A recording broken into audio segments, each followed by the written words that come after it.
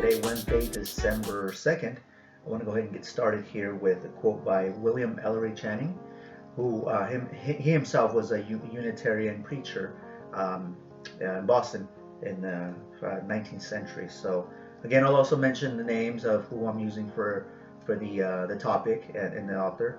Now there were tons of different people, discussing today's topic, but there's so many I have to choose one and just also do some research on them and see what whoever I connect with or whoever might be able to benefit us in terms of their own life's work.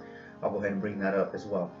So definitely feel free to always research these people as well to get an idea of why they said what they said and under what context and how it helped their life. Okay, so Mr. William Ellery Channing says, difficulties are meant to rouse, not discourage.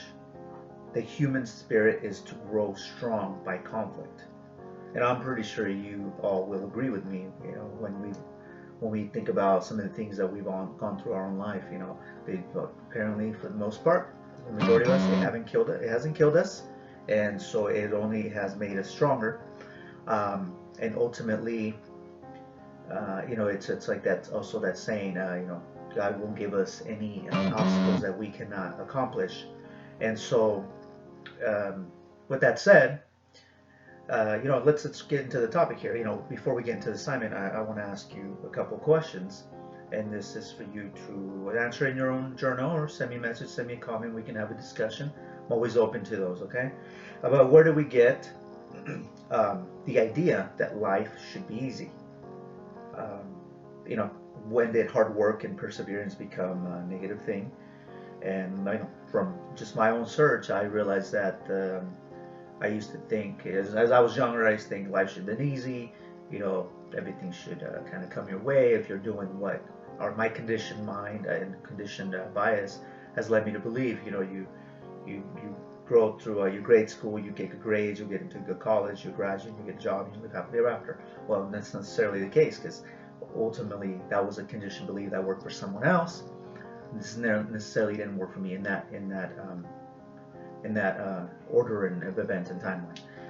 So when realizing that life is not easy, but that we have to go through these struggles, we have to go through conflict in order to get stronger, to face new challenges and just be aware and have new opportunities, or see new opportunities with a different set of eyes. That's really what Mr. William Channing here is trying to describe. So with that said, if we stop delighting in our accomplishments, if we stop giving ourselves a pat on the back and just being true to what we have accomplished, we'll tend to start looking at the negative aspect of it, and it's not easy, it's hard work. Is that how much time I have to put in daily or weekly or monthly?